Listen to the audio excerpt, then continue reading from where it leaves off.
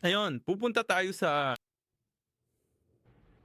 Magpapuloy, sa ikalawang tomo ng ikalabing-isang aklat sa seryeng Kasaysayan ng Pagtubos, ang templo ni Zerubabel at ang mga inilaan na talangkanan ng mga bumalik. At ang pamagat para sa mensahe ngayon ay Templo ni Salomon, Templo ni Salomon. At nabasa ni Elder ang pangunahing sipi sa 2 Samuel 7, mga talata 1 to 17, tungkol sa kung paano nasa isip ni David ang pagnanais na magtayo ng isang bahay para sa Diyos. At hindi pa niya ito naitayo. Nasa kanya lang ang pusong John. At ang Diyos ay labis na natuwa tungkol sa pusong ito na ibinigay niya ang lahat ng mga biyayang ito sa siping ito. Taos puso kong idinadalangin na sana'y matanggap natin ang bawat isa sa mga biyayang ito para sa ating simbahan, para sa amin, sa inyong mga pamilya, at para sa inyong lahat. Amen. Ito ang una. Ito ang itinuturing na unang templo dahil bago ito ay ang tabernakulo na ating napag-usapan noong nakaraang linggo. At mula sa tabernakulo na nalilipat na parang tolda sa ilang. Kahit na matapos silang makapasok sa lupain ng Kanaan, nanatili pa rin ito sa tabernakulo hanggang sa dumating si David at pagkatapos, Haring Saul. Hanggang sa nagpasya si David, ako'y nakatira sa magandang kahoy na sedro. Alam mo ba kung gaano kamahal ang kahoy na sedro? Ang bahay na sedro na ito. Ngunit ang Diyos ay naninirahan sa toldang ito. Gusto ko siyang ipagtayo ng bahay. At naniniwala ako na hindi lang iyon basta pag-iisip na ipagtayo siya ng maganda at pisikal na bahay. Hindi dahil walang bahay ang Diyos. Natuwang-tuwa siya na ipagtatayo ni David ng isang magandang gusali para sa kanya. Isang magandang gusaling matitira niya. Ngunit ito ang puso ng pagtubos. Matagal na nating pinag-uusapan ng Hardin ng Eden, ang tabernakulo. At ito ang bahay ng Diyos dito sa lupa, kung saan ang Diyos ay maaari manahan, isang lugar. Para itong pagpapanumbalik ng Hardin ng Eden na gustong matupad ni David. At naniniwala akong iyan ang pusong minahal at pinagpala ng Diyos. Kaya sana ay magkaroon din tayo ng ganitong uri ng puso. At kaya ito ang unang templong inihanda ni Haring David. Ngunit sinabi ng Diyos, David, napakaraming dugo ang pinadanak mo gamit ang iyong mga kamay. Isa kang mandirigma. Nakipaglaban ka sa mga labanan. Kaya gusto kong magtayo ang anak mo ng templo. At kung ako si David, siguradong madidismaya ako ng husto. Sasabihin ko sana, sige, kalimutan mo na lang. Gusto ko siyang ipagtayo ng magandang bahay. Pero ayaw niyang ako magtayo nito para sa kanya. Kaya kalimutan mo na. Pero hindi sinabi ni David na kalimutan na lang. Inihanda ni David ang lahat ng materyales, lahat ng pera at maging ang sistema na kakailanganin ng templo ni Solomon at inihanda. Ang lahat ay ganap na inihanda upang ang templo ay maitayo ng walang anumang kahirapan ayon sa kalooban ng Diyos. Samuel bilang referensya, 2 Samuel, Kabanata 6, talata 17, 2 Samuel, Kabanata 7, mga talata 1 hanggang 3, mababasa natin ang isang bahagi niyan at isa Kronika, Kabanata 2, Kabanata 22, mga talata 8 hanggang 10, at 1 Kronika 28, talata 3. Kaya kahit hindi siya pinayagang magtayo ng templo, inihanda niya ang lahat. 1 Kronika 22, mga talata 2 to 5, 29, mga talata 2 to 5 din. At sa wakas, ang kanyang anak ni si Solomon ay nabing hari. At si Solomon, itinayo ang templo ng Diyos. Napakaganda! Napakaganda! Gaya ng inihanda at ipinagdasal ni David. At ang pagtatayo ng templong ito ay naganap mula noong ika-4 na taon ng paghahari ni Solomon. Ayon sa Unang Hari, Kabanata 6, talata 1, babasahin ko ito para sa iyo. Unang Hari, Kabanata 6, talata 1 na yon. Nangyari ito noong ika-480 taon pagkatapos lumabas ang mga anak ni Israel mula sa lupain ng Ehipto noong ika-4 na taon ng paghahari ni Solomon sa Israel. Sa buwan ng Ziv na siyang ikalawang buwan, na sinimulan niyang itayo ang bahay ng Panginoon. Kaya't sinimulan niyang itayo ang bahay ng Panginoon noong ika-4 na taon ng kanyang paghahari. Aling buwan? Ang buwan ng Ziv na siyang ikalawang buwan. Gaano katagal ito? Basahin natin ang mga bersikulo 37 at 38. Isa Hari 6:37 at 38. Sa ikaapat na taon, inilatag ang pundasyon ng bahay ng Panginoon sa buwan ng Ziv. At ng ikalabing isang taon, sa buwan ng Bul na siyang ikawalong buwan. Natapos ang bahay sa lahat ng bahagi nito at ayon sa lahat ng plano nito. Kaya 7 taon niya itong itinayo. Kung kakakalkulahin mo lang ito mula sa ikaapat na taon, ikalawang buwan, hanggang sa ikalabing isang taon, 8 buwan. Kaya mo bang gawin ang simpleng pagbabawas ng oras? Kailangan mo ba ng tulong? Pang 11 taon, pang 4 na taon. Kaya 11 bawas 4, ilang taon? 7 taon. Mula ikawalong buwan hanggang ikalawang buwan. Mula ikalawang buwan hanggang ikawalong buwan. Ilang buwan? 6 na buwan. Kaya pagsasama-samahin mo, 7 taon at 6 na buwan. Gayunpaman, natuto na tayo, pero sa palagay ko, kailangan nating lahat ng pagsusuri, tama ba? Natutunan natin sa ikaapat na aklat sa seryeng kasaysayan ng pagtubos na hindi ito 7 taon at 6 na buwan. Kung ito ay 7 taon at 6 na buwan. Dapat sana isinabi, ayon sa paraan ng pagbibilang sa Biblia, dahil sa Biblia, palagi itong nira-round up. Dapat sana ay sinabi nitong hindi 7 taon niya itong itinayo, kundi 8 taon niya itong itinayo. Kaya wala itong saysay. Pero nalaman natin na ang katimugang kaharian, kadalasan ay ang katimugang kaharian. Binilang ng Huda ang mga taon ng paghahari, mga taon ng paghahari ng hari, ayon sa kalendaryong sibil na nagsisimula sa ikapitong buwan. Kaya ganito ang mangyayari. Kung maipapakita ko sa iyo sa screen.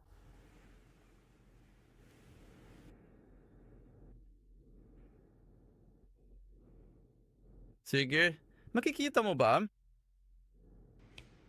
Mula ikaapat na taon hanggang sa ikalabing isang taon.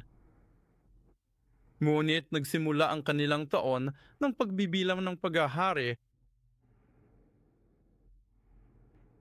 mula sa ikapitong buwan na tinatawag na Tishri. Para mas madaling maintindihan, para sa mga nakakaintindi, hindi marami mula sa US. Dito. Sa US, ang semestre ng paaralan ay nagsisimula sa Setyembre.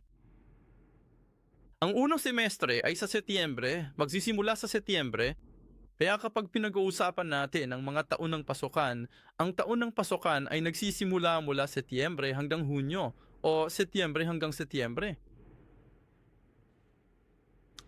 Siguro nga hindi malaking tulong iyon para sa marami sa inyo. Pero tinatawag nila itong taon ng pasukan. Kaya kapag sinabi mong taon ng pasukan, iisipin mong nagsisimula ito sa Setyembre.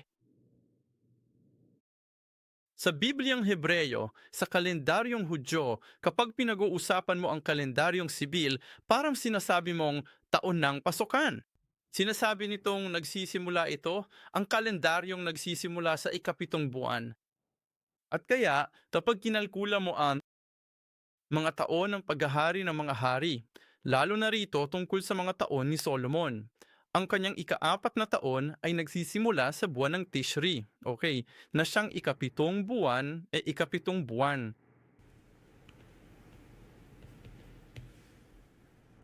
At kaya ang gitnang bahagi, gitna, ay ang Nisan, na siyang unang buwan. Tama ba?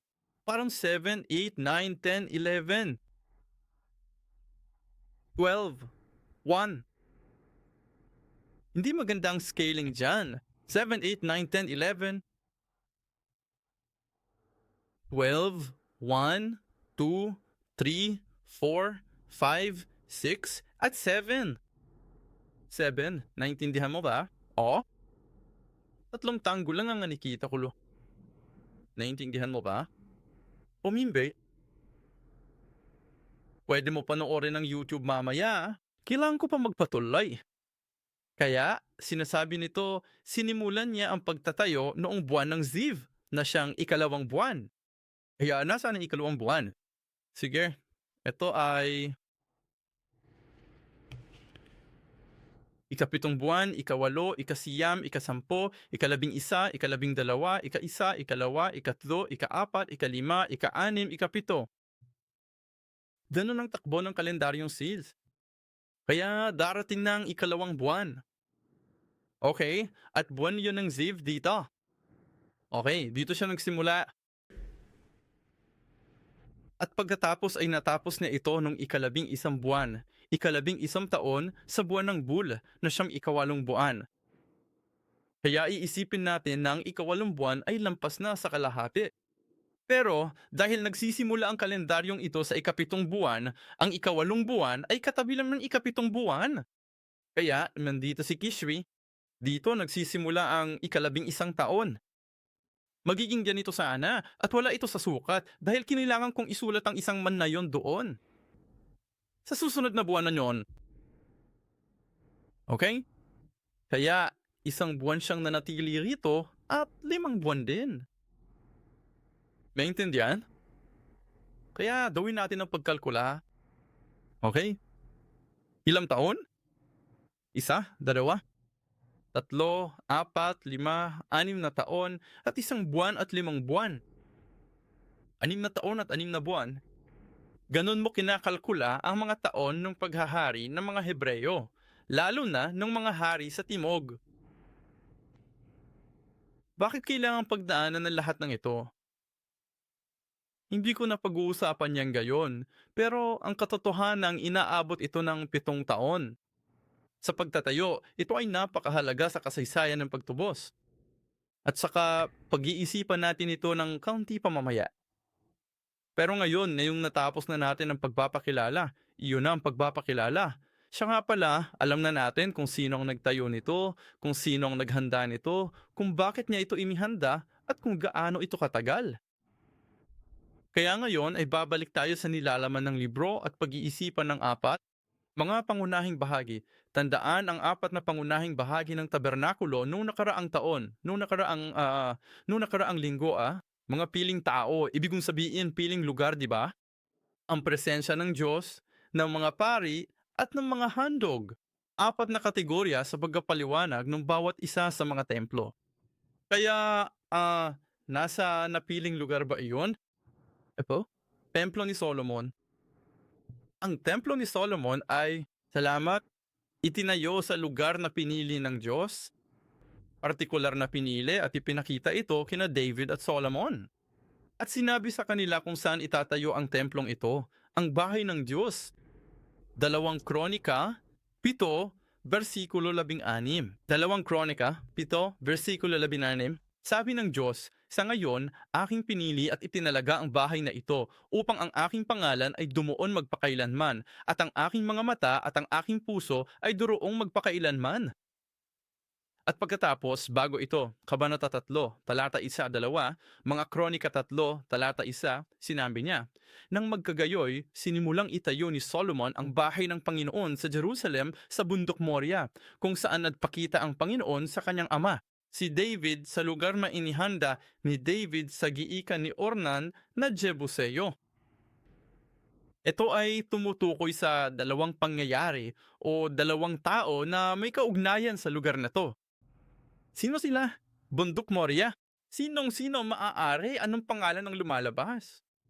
Moria. Abraham. Dito, sinunod ni Abraham ang Diyos sa pag-aalay kay Isaac. Tama? Dito, kinilala ng Diyos ang pananampalataya ni Abraham. Kaya ito ay isang lugar ng pananampalataya ni Abraham.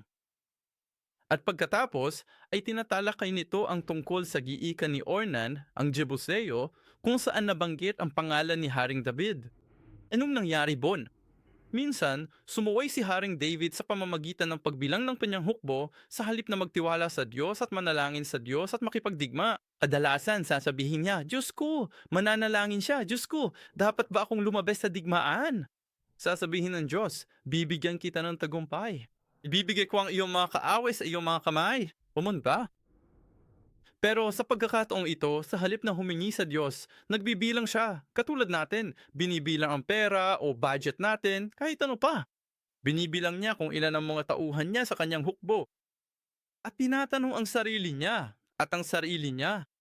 Karanasan, kaya ko bang manalo sa laban na to? Sa halip na umasa sa Diyos, umasa siya sa mga tao at sa sarili niyang mga kakayahan. Dahil dito, pinarusahan siya ng Diyos at inutusan ng Diyos si David na magsisi sa pamamagitan ng pagtatayo ng isang altar dito sa lugar na sinabi sa kanya ng Diyos. Nung ginagawa iyon ni David, wala siyang ideya na iyon mismo ang lugar kung saan inihandog ni Abraham si Isaac. Pero gusto ng Diyos. Siya ay bumalik sa lugar ng pananampalataya. Ang ating pagsisisi ay ang pagbabalik sa atin ng Diyos sa lugar ng pananampalataya. Kaya, ang lugar, pundasyon ng templo ay ang pananampalataya ni Abraham at ang pagsisisi ni David. Naway maitayo ang templo ng Diyos, ang bahay ng Diyos. Naway maitayo ang simbahan ng Zion sa pananampalataya ni Abraham at pagsisisi ni David. Sa pamamagitan ni Apostol Pablo sa unang Korinto, sinabi sa atin ng Diyos na tayo ang templo ng Diyos. Ang iyong katawan ay templo ng Diyos. At naway, ang ating templo ay maitatag at maitayo sa pananampalataya ni Abraham at sa pagsisisi ni David. At bawat pagsamba ay kailangang magkaroon ng pundasyong iyan.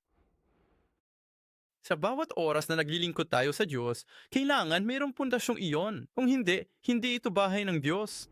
Pagbuo ng tao.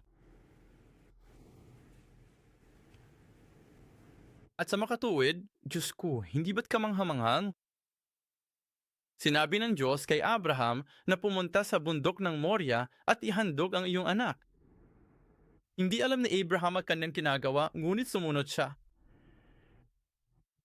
Si Isaac ay naging isang paglalarawan, isang uri ng sakripisyo ni Jesus.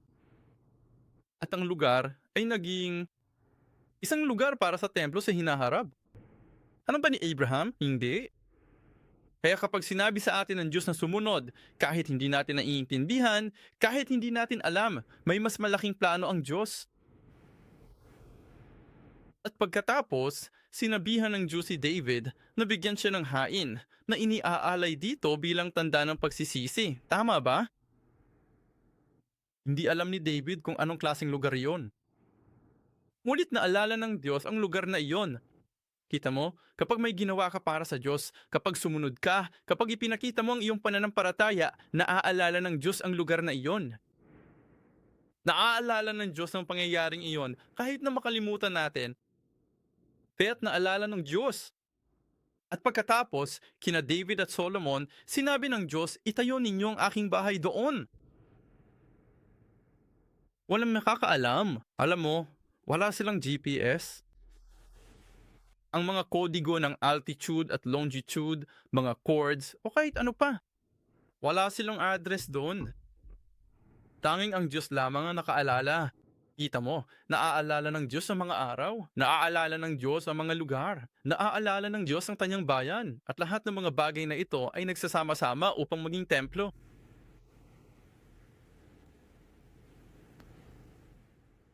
Kaya habang iniisip natin ang mga templong ito, dalangin ko na naway magkaroon kayo ng mapanalangin puso na ang mga biyayang ito ay maibigay sa inyo bilang mga individual na templo at sa inyong mga pamilya bilang templo ng inyong pamilya at para sa simbahan ng Zion.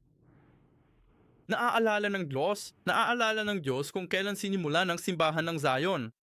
Naaalala ng Diyos ang bawat maliit na bagay na ginawa ng bawat miyembro para sa kanyang simbahan. Naaalala ng Diyos kung sinong gumawa nito, kailan nila ito ginawa. Naaalala ng Diyos ang lahat. Ang biling naman niya. Hindi na natin kailangan maalala. Naaalala niya at siya'y nagpapala. Pangalawa, isipin natin ang presensya ng Diyos. Meron bang presensya ng Diyos sa templo ni Solomon? Isa-hari 8, versikulo 13. Pagkatapos ng pagtatayo, nanalangin si Solomon sa Diyos. Diyos ko, tunay na ipinagtayo kita ng isang matayog na bahay, isang dako na iyong tatahanan magpakailanman. At pagkatapos ay dumarating ang presensya ng Diyos sa pamamagitan ng kaluwalhatian na pinupuno ang templo. At ang presensya ng Diyos ay naipapakita sa dalawang paraan. Una, napuno ng kaluwalhatian ng Diyos ang templo ni Solomon. Nang ipinakuha ni Solomon sa mga pari ang kaban ng tipan sa dakong kabanal-banalan, napuno ng kanyang kaluwalhatian ang buong templo. Talata 11, kaya't ang mga pari ay hindi makatayo upang maglingkod dahil sa ulap, sapagkat napuno ng kaluwalhatian ng Panginoon ang bahay ng Panginoon. Kay ganda sana kung ang inyong mga tahanan ay mapuno ng kaluwalhatian ng Panginoon. Kay ganda sana kung ang ating simbahan ay mapuno ng kapal ng kaluwalhatian ng Diyos. Pangalawa, ang kaluwalhatian ng Diyos ay nahayag.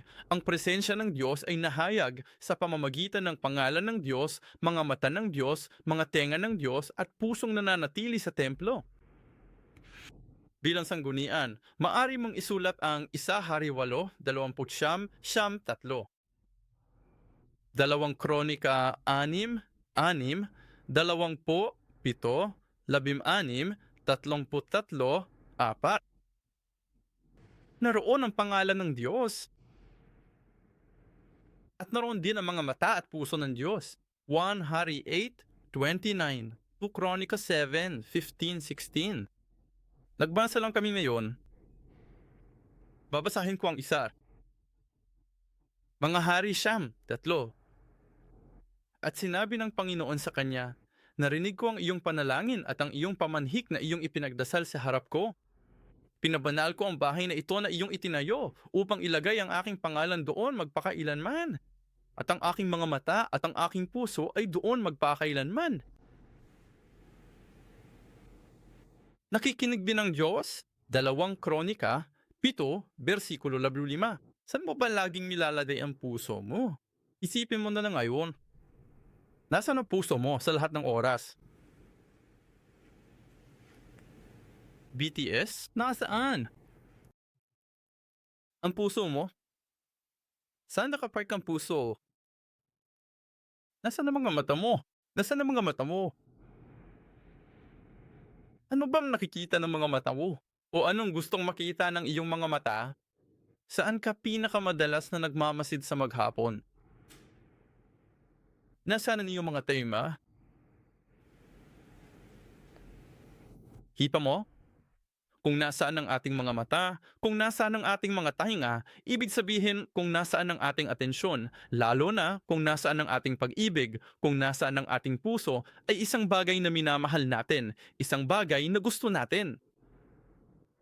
Sabi ng Diyos, ang aking puso, ang aking mga mata, ang aking mga tenga ay laging nasa templo. Kaya't ang mga nasa templo, ang mga mata ng Diyos, ang mga taina ng Diyos, ang puso ng Diyos ay nasa inyo. Amen? Ngunit tanungin natin ang ating mga sarili, gaano karami sa ating mga mata, tenga at puso ang ating ginugugol sa paggabay sa kanila sa Diyos? Sabi ng Diyos, lagi kitang pinipingnan. Ang puso ko ay laging kasama mo. Iniisip mo, posible yan. Dahil Diyos yan. Hindi, pag-ibig ng Diyos. Pero paano naman tayo? Kumusta naman tayo? Gaano karaming oras?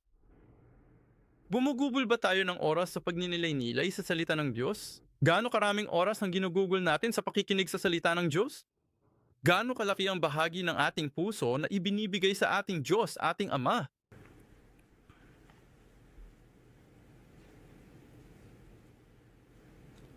Pero sabi nga, dahil ang mga mata ko ay nasa iyo, ako'y laging magliligtas sa iyo. Ang puso ko ay laging nandyan kasama. Hindi ba't isa itong kamangahamang biyaya? Isang bagay na higit pa sa inaakala kong maaari nating hilingin. Yan ang biyaya ng templo. Pangatlo, ang mga pari sa templo ni Solomon. 1 Kronika 24, talata 4. Dahil mas maraming pinuno ang natagpuan mula sa mga inapo ni Eleazar kaysa sa mga inapo ni Isamar, ganito nila sila hinati. Mayroong 16 na pinuno ng mga sambahayan ng kanilang mga ama mula sa mga inapo ni Eleazar at 8 mula sa mga inapo ni Itamar ayon sa mga sambahayan ng kanilang mga ama. Naintindihan mo ba yun? Hindi naman talaga. Ang ginawa ni David ayon sa tagubili ng Diyos ay ginawa niya ang sistema ng mga taong maglilingkod sa templo. Bago pa mamaitayo ang templo, ginawa na niya ang sistema. Ayon sa mga tagubili ng Diyos, syempre. At hinati niya ang mga pare sa 24 na pangkat. At ang mga pare ay nagmumula sa sambahayan ni Eliezer at sambahayan ni Isamir. At hinati rin niya ang mga Levita sa 24 na pangkat. Hinati niya ang mga musikero sa 24 na pangkat at ang mga bantay pinto na karaniwang mga bantay ng templo sa 24 na pangkat. Dito, ang mga pari lang ang pinag-uusapan natin. Kaya maraming pari noon. Ayon sa mga anak na lalaki sa talangakan, sa lahi ni Aaron, partikular noong panahong iyon, ang lahi ni na Eleazar at Itamar at ang kanilang mga anak ay naging mga pari. At mas marami ang nagmula sa sambahayan ni Eleazar kaysa sa mula sa sambahayan ni Itamar. Kaya naman, mayroong 16 na pangkat na nagmula sa sambahayan ni Eleazar at 8 naman mula sa sambahayan ni... Isa itong marka. Sa kabuuan, 24 na dibisyon. At sila'y umihat. Nagpalitan sila sa paglilingkod sa templo dahil ito ay isang buong oras, 24 na oras na trabaho.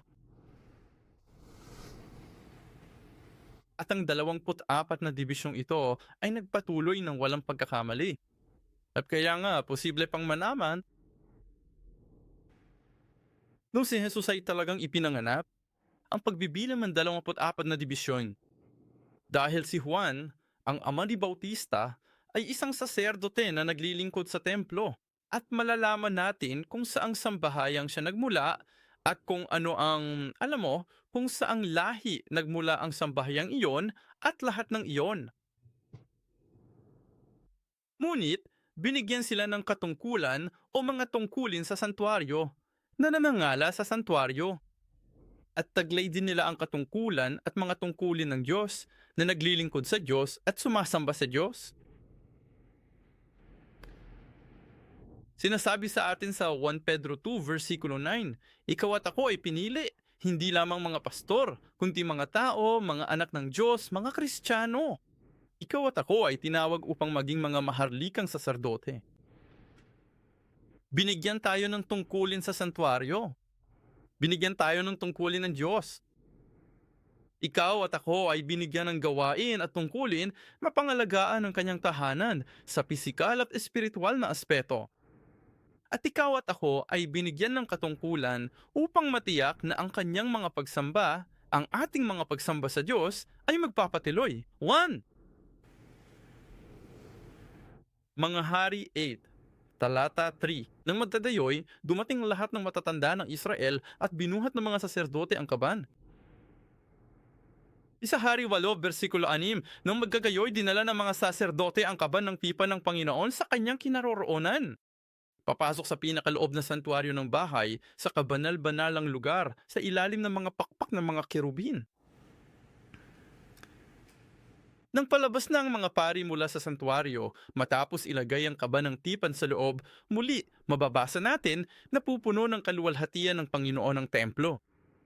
Na ang mga pari ay hindi maaring manatiling nakatayo. Ganon kamahal ng Diyos ang kanyang lugar, kung ganon niya kagustong pagpalain. Maiisip mo ba kung gustong-gusto kang pagpalain ng Diyos ng labis na hindi mo na kayang tumayo pa? Naway ipagkaloob sa atin ang biyayang iyan. Panghuli, pang-apat, ang mga handog, sakripisyo.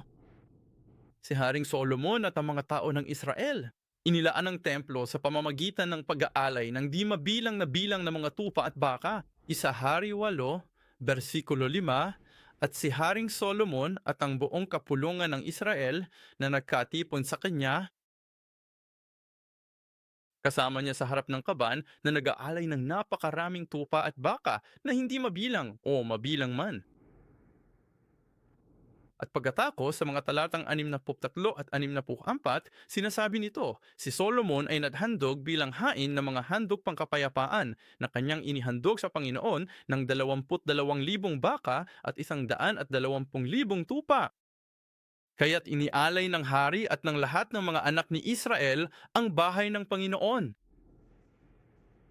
Nang araw ding iyon, itinalaga ng hari ang gitna ng patio na nasa harap ng bahay ng Panginoon sapagkat doon niyang inihandog ang handog na susunugin, ang handog na butil at ang taba.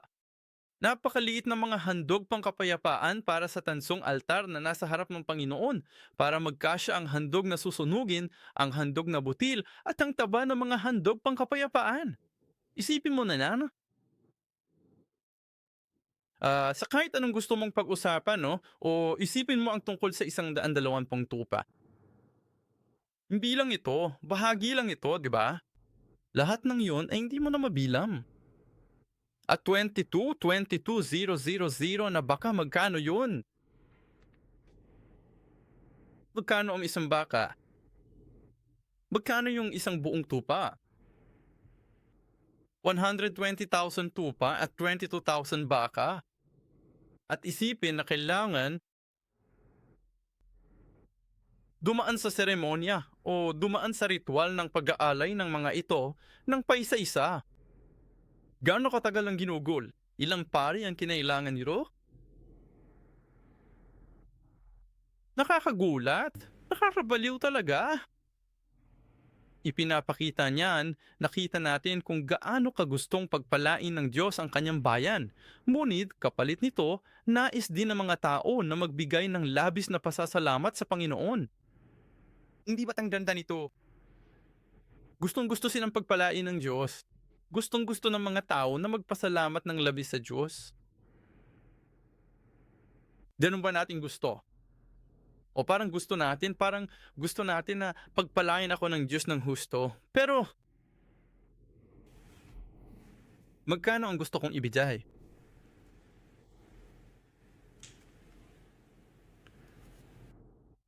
Nagpasalamat lang sila at hindi na sila nagbilang. Sa tingin ko, yun din ang ibig sabihin nito. Hindi mabilang ang handog. Hindi nila iniisip kung magkano. Nagpapasalamat lang sila sa Panginoon. Hindi binibilang. Hindi lang ako nagsasalita tungkol sa pag-aalok. Hindi binibilan. Hindi ko sinasabing, naku, nangangaral na ang pastor ng 45 minuto, kaya may 5 minuto pa siyang natitira. Hindi binibilang. Dahil 3 oras pa siya, napakaswerte niya talaga. Pagpapuri. 3 oras ng pagpupuri. Nagawa mo na ba yun dati? Mawawalan ng boses sa mga praise leader, pero ikaw ang pinagpapala. Hindi mo lang alam kung paano tatapusin. Ganong uri ng handog sa Diyos. Sinimulan mong basahin ang Biblia, napakaganda nito. Alam mo, hindi mo nililimitahan ang sarili mo sa 3 kabanata sa isang araw. Ipagpatuloy mo, dam. Bakit napakaganda nito? Iyan ang uri ng mga handog na tinutukoy nito.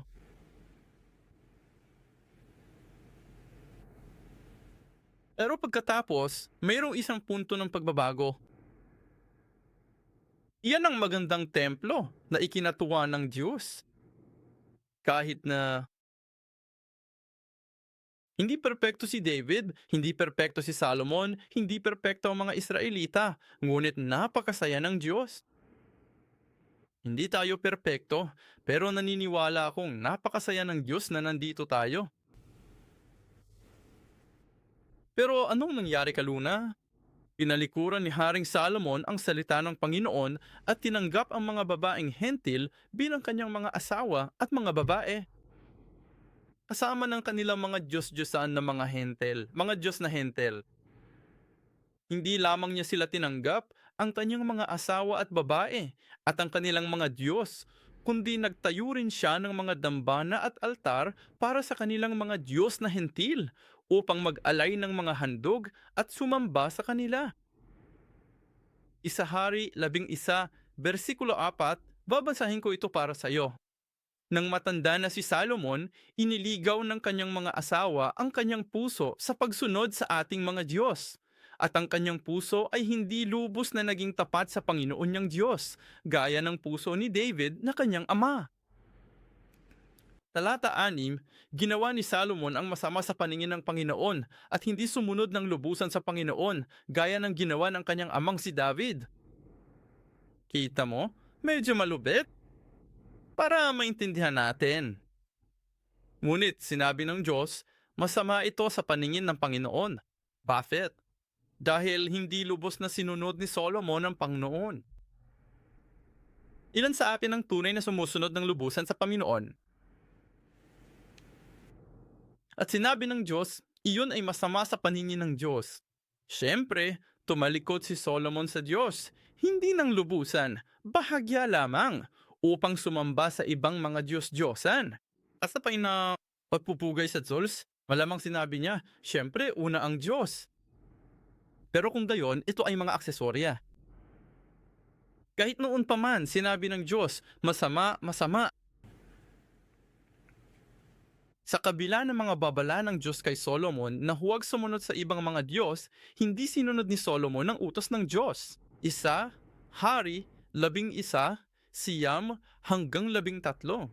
Ikaw na yon. Nagalit ang Panginoon kay Salomon dahil inilayo niya ang kanyang puso sa Panginoon, ang Diyos ng Israel, na nagpakita sa kanya ng 2 beses. At initusos sa kanya tungkol sa bagay na ito, na huwag siyang sumunod sa ibang mga Diyos. Ngunit, hindi niya sinunod ang inuutos ng Panginoon.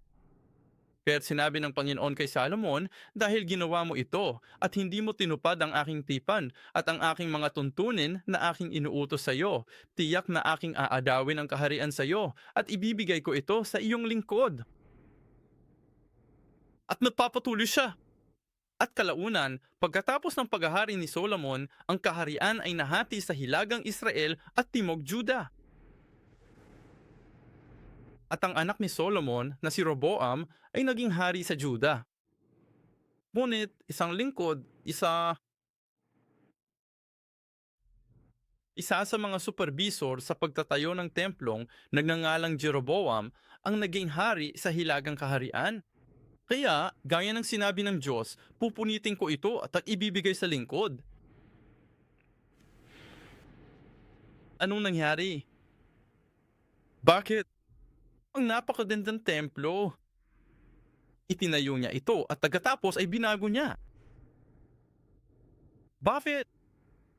Dahil, labag sa salita ng Panginoon, pinakasalan niya ang babaeng hentil.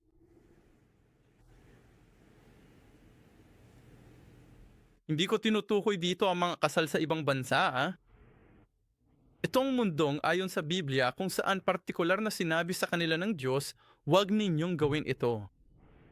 Kaya ginawa niya ito laban sa salita ng Diyos. At pagkatapos ay sinamba niya ang kanilang mga Diyos-Diyosan. Tumalikod siya sa salita ng Panginoon.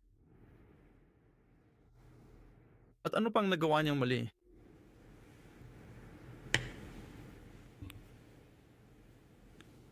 Tingnan natin chart na ito. Sa tingin ko ay naibahagi, naipakita at naipaliwanag ko na rin ito sa iyo noon. Ngunit sa pagsulat ng Biblia, ginamit ng Diyos ang kanyang mga manunulat ng Biblia upang isulat ang Biblia. At nung nagre-record siya, ginawa niya iyon. Minsan ay naitala ang Biblia sa paraang sumasalamin ito, parang isang imahe ng salamin. At iyon ay tinatawag na chiastic structure. At sa Griego, ang chi ay parang X, okay? Kaya nga ito tinatawag na chiastic structure. At iyan ang ganito. Mukhang nasaan yung X at mayroong isang pangunahing tema. Kaya kapag iginuhit mo ang diagram ng mga talata sa Biblia sa ganitong paraan, hindi ito madali. Ngunit kung makakahanap ka ng mga estruktura, mga chiastic na estruktura na ginagamit sa pagsulat ng Biblia, matutukoy mo kung ano ang pangunahing tema ng buong sipi na iyon. Kaya rito, ang pangunahing tema ay ang templo. At dahil ang pangunahing tema ang sentro, para itong imahe ng salamin. Kaya pumunta sila sa A at AA. At tingnan natin ang nilalaman. Nakialam ang propeta sa paghalili ng maharlika. Naging hari si Solomon.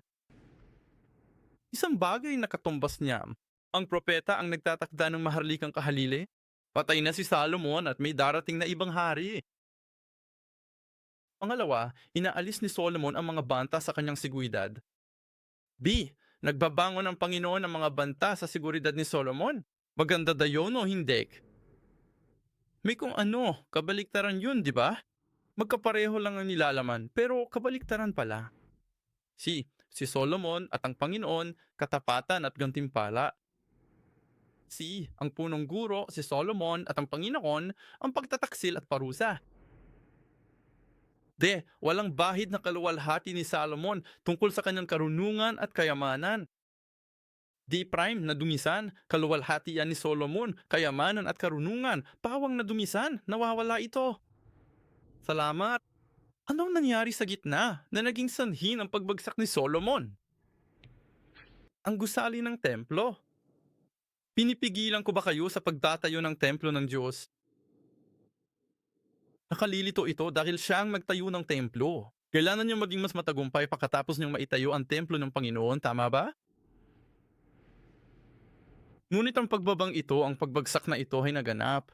Anong nangyari?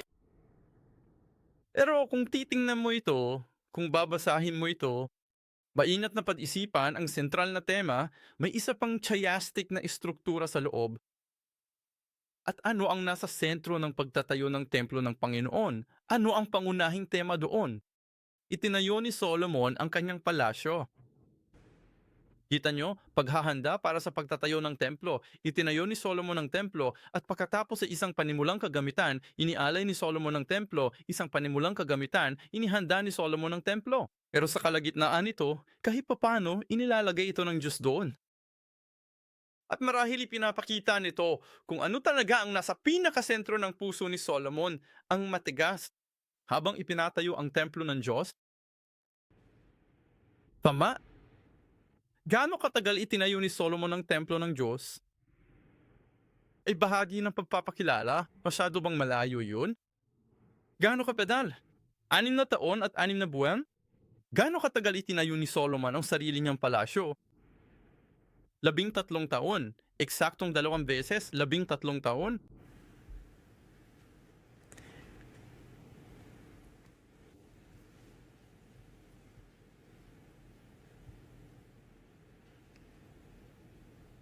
Kaya anong sinusubukan natin? Ano ang nakikita natin dito? Itinatayo rin namin ang bahay ng Diyos. Ang bahay na ito ng Diyos ay itinayo sa pamamagitan ng inyong mga kamay, ng inyong mga handog, ng amin. At nagpapatuloy tumi, naway maitayo natin ang bahay ng Diyos na tunay na lumuluwalhati sa Diyos. Anong sentro niyan? Anong nasa gitna? Kailangan ba talagang maghintay at sumunod ang Diyos sa iyo ayos sa gusto natin? O sinusunod ba natin kung paano ito nais ng Diyos? Hindi lamang ito tungkol sa pagtatayo ng physical na templo. Ang ginagawa natin ngayon, ipinatayo natin ang templo ng Diyos.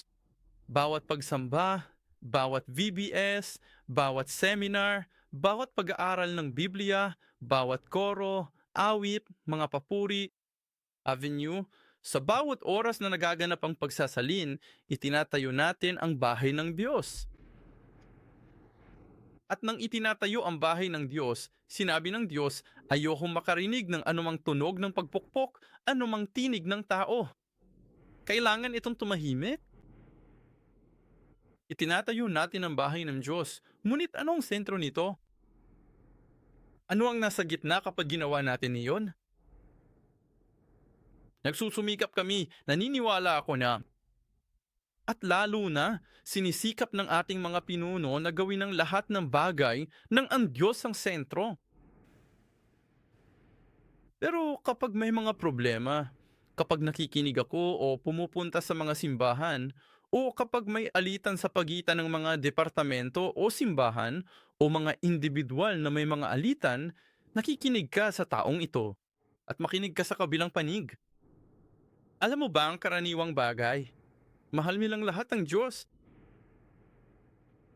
Gusto nilang lahat na maglingkod sa Diyos. Gusto nilang lahat gawin ito para sa Diyos. Napaka-sacrifice. Gayunpaman, isa pang karaniwang bagay ay iniisip nila na ang kanilang paraan ng paglilingkod sa Diyos ang mas mainam. Hindi nila sasabihin, pero gano'n talaga. Kapag iniisip ko na ang paraan ko ng paglilingkod sa Diyos, ang paraan ko ng paggawa nito ay mas mabuti kaysa sa iba, nagdudulot iyon ng mga problema. Yan ang naglalagay sa akin at sa aking sarili, sa aking mga iniisip, sa sentro nito. At doon na nagkakawatak-watak ang simbahan. Doon na may hindi nasabi, alitan o tunggalian sa loob ng simbahan.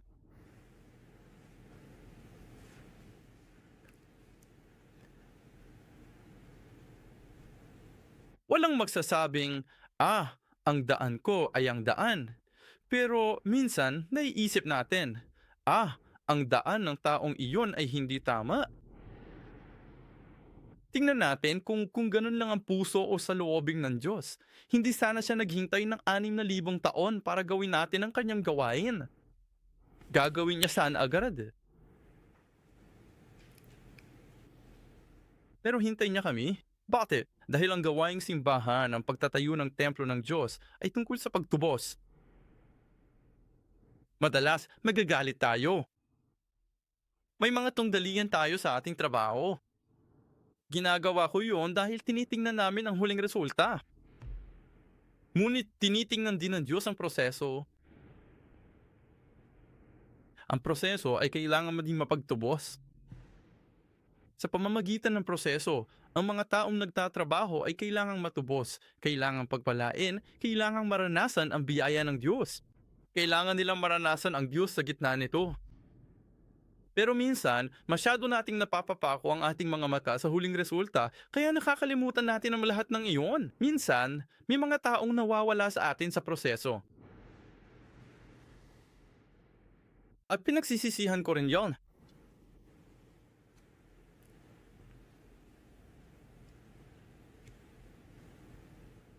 Ang gawain ng simbahan, ang pagtatayo ng bahay ng Diyos, ay tungkol sa kung paano hindi papatayin ang ilawan sa templo, ang ilawan ng biyaya ng Diyos, at magpatuloy sa kaluwalhatian ng Diyos na napupuno sa templo.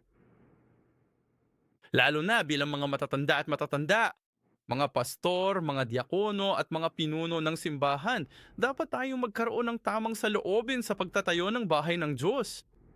Bakit? Dahil ang simbahan ay hindi lugar ng mga perpektong tao. Hindi ito lugar ng, pasensya na kung sasabihin ko to ha, hindi lamang ito lugar ng mabubuting tao. Ito ay isang lugar ng mga taong nangangailangan ng kaligtasan. Ito ay isang lugar, isang pagpipipo ng mga kaong nasaktan mula sa iba't ibang lugar. Kailangan nila ng paggaling. Ganon din sa'yo. Ang ibig mong sabihin ay kahit sino sa inyo at sa aking samili. Nandito kami naghahanap ng kaligtasan. At sa makatuwid, kung kahit papaano ay mapapasok tayo sa siklong ito ng mga emosyonal na pag-atake at emosyonal na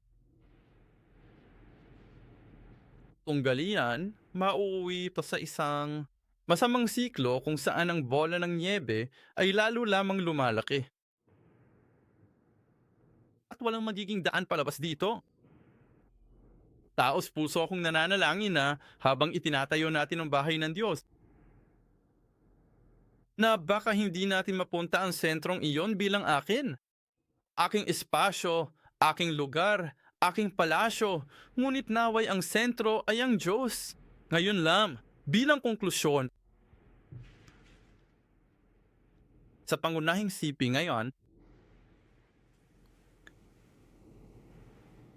mababasa natin kung paano tumugon ng Diyos kay David nang sabihin niya, gusto kong ipagtayo ka ng isang bahay. At ang mga ito ay mga pagpapala. Naway maitayo natin ang bahay ng Diyos Naway magkaroon tayo ng pusong mapagtubos, puso para sa katuparan ng gawaing pagtubos ng Diyos sa pamamagitan ng simbahang ito at sa pamamagitan ng ating mga buhay, para ikaw, ako, at ang ating mga anak ay makatanggap ng mga biyayang ito. Anyang mga biyayang ito? Hayaan mong basahin ko agad at matatapos natin. Una, ang bersikulo 8 sa pangunahing sipi na yon. Sabi niya, sinabi ng Diyos kay David, kinuha kita mula sa pastulan, mula sa pagsunod sa mga tupa, upang maging pinuno mo ang aking bayan. Nang nilikha ng Diyos si Adan, aniya, maghari ka sa sanglilikha? Otoridad iyon ng Diyos? Hindi lang yan espiritual, kundi sa physical na mundo, tayo ibubuhayin ng Diyos, ang ating mga anak. Pangalawa, ako'y sumama sa iyo saan ka man magpunta, at aking pinuksa ang lahat ng iyong mga kaaway sa harap mo. Versikulo siyam. Ito ay isang pagpapala ng Sabat, walang hanggang Sabat. Naway puksain ng Diyos ang lahat ng ating mga kaaway.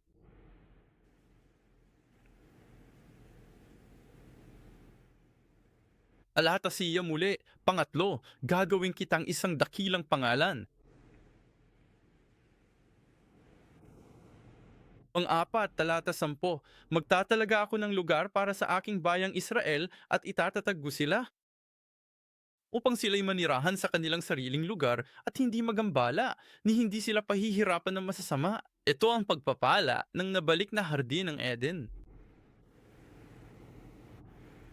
Naway ang inyong mga tahanan, kayo, ang inyong pamilya, ang inyong mga anak ay itanim ng Diyos upang sila'y hindi magambala. Panglima, versikulo 11, hindi tulad ng panahon ng mga hukom, bibigyan kita ng kapahingahan mula sa lahat ng iyong mga kaaway.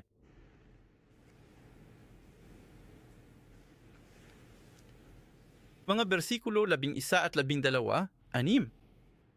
Itatagag ko ang kanyang kaharian, at ang kanyang mga inapo ay magmumula sa iyo.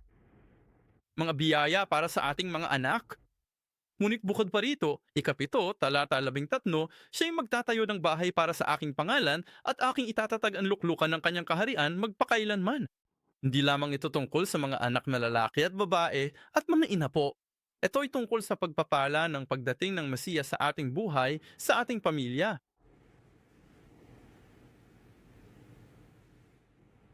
Ikawalo, talata 14, ako'y magiging kanyang ama at siya'y magiging aking anak. Sa tingin ko, mas mabuting ama ang Diyos para sa anak ko kaysa sa akin.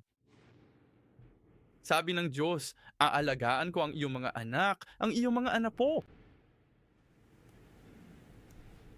Ikasiyam, versikulo 15, ang aking kagandahang loob ay hindi hihiwalay sa kanya, gaya ng kay Saul. Napo, meron pa ba tayong mahihiling pa para sa ating mga anak?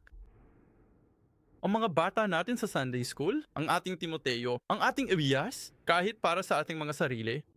At panghuli, bilang 10, versikulo 16, ang iyong sambahayan at kaharian ay mananatili sa harap ko magpakailanman. Ang iyong trono ay matatag magpakailanman. Ang inyong tahanan, ang aming simbahan sa Sion, ay magpapatuloy hanggang sa araw ng bagong langit at lupa, ang walang hanggang iyon. Naway may bigay ang mga biyayang ito sa iyo, sa akin at sa ating mga anak. Manalangin tayo. Ama naming nasa langit, napag-isipan at napagtanto namin kung gaano kakasaya kapag itinatayo namin ang iyong tahanan. Ama, hayaan mo kami maging katulad ni David sa kanyang puso, sa kanyang pananampalataya. Tulungan mo kaming magkaroon ng pundasyon ng pananampalataya ni Abraham, ng pagsisisi ni David, upang kami ay maging mapagpakumbaba. Dagdagan mo pa ang pagpapagawa ng bahay mo, ang simbahang ito ng Zion, at bawat miyembro, bawat pamilyang kabilang sa Zion. At Ama, dalangin namin na ang iyong pangalan, ang iyong mga mata, ang iyong mga tenga, at ang iyong puso ay maroon. Ama, samahan mo po ang bawat miyembro at protektahan sila, at hayaan silang manirahan sa iyong tahanan magpakailanman. Nagpapasalamat kami sa lahat. Sa pangalan ni Jesus kami ay bumadalangin. Amen.